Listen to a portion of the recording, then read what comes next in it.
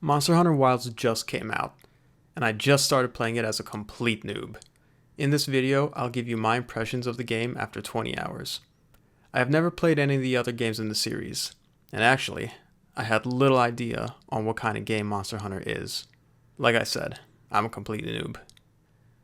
Let me reiterate, this is just going to be a non-serious take on Monster Hunter Wilds. There's a lot about the game that is probably lost and underappreciated by me because I'm so new, so I fully expect a lot of my initial takes to be wrong and will likely change as I put more time in the game. Let's begin, starting with the plot. The story is very deep and informative, as you learn about the history of this land called the Wilds, Hello, and my name is Alma. that was previously thought to be uninhabited, but Then are we can get surprised to learn started. of populations of people living there with We'll no take a contact tour, with the alright? lands that you come from. Thank you so much again for your warm hospitality. And my brother.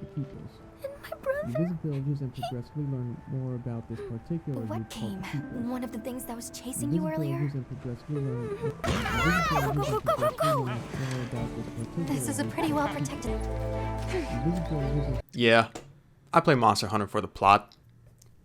The core gameplay loop is to kill monsters, upgrade gear, kill tougher monsters, upgrade more gear, and so on and so forth.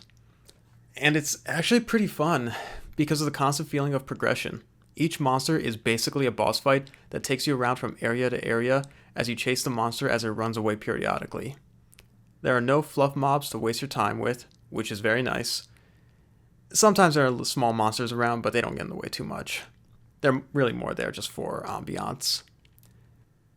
What I think is one of the coolest aspects of Monster Hunter is the weapon and combat system. Each of the 14 weapons you can use has a completely unique moveset, and the way you combo your attacks together is kind of like a fighting game. The 14 weapons you can use are Greatsword, Longsword, Sword and Shield, Dual Blades, Hammer, Hunting Horn, Lance, Gun Lance, Switch Axe, Charge Blade, Insect Glaive, Light Bowgun, Heavy Bowgun, and Bow. The Greatsword plays very standard. Nothing special about this one, except it's just slow. You'll have to get used to the idea of regularly sheathing and unsheathing your weapon constantly if you expect to be doing a bit of maneuvering around a monster. The Longsword is a more complex weapon with the inclusion of a spirit gauge and more intricate combos that can chain differently depending on the stance that your character might be from the previous input. The Sword and Shield was the main weapon type that I chose to progress through the main story with. It was very intuitive for me to understand since it controls and feels like most other third-person action games. The combos and features of the Sword and Shield are simple enough but with enough depth that you can feel a sense of accomplishment as you manage to pull off cool combos and strings. The Dual Blades also have a power gauge like the Longsword, but it feels a little bit easier to combo. The Hammer is another slow lumbering weapon type like the Greatsword, but has a bit more combo variety. The Hunting Horn is the weirdest weapon in my opinion. You're out here whacking dragons and whatever with a giant saxophone. Very hard to use since your combos are also songs that you play to give buffs. The Lance feels like a slower but more powerful sword and shield, since you have your lance for attacking and shield for guards. The Gun Lance is basically the same thing as the lance, but with the flair of some explosions in your attacks.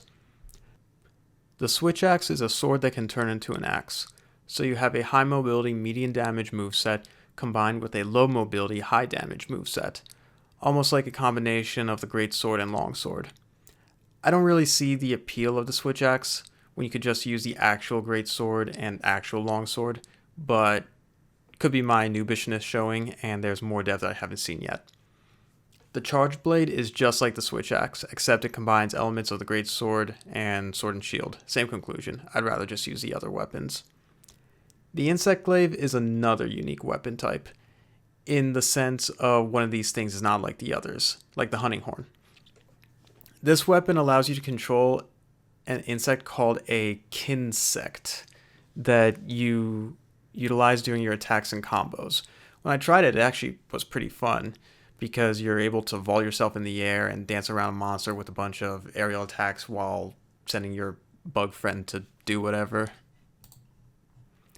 For the three ranged weapons, light bowgun, heavy bowgun, and bow, I didn't really enjoy them too much.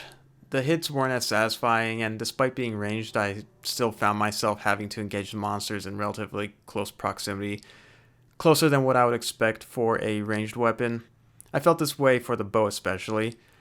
I know if you look up weapon tier ranks online, you'll see bow and heavy bowgun as S tier, so once again, maybe their best attributes are just underappreciated by a Monster Hunter noob like me.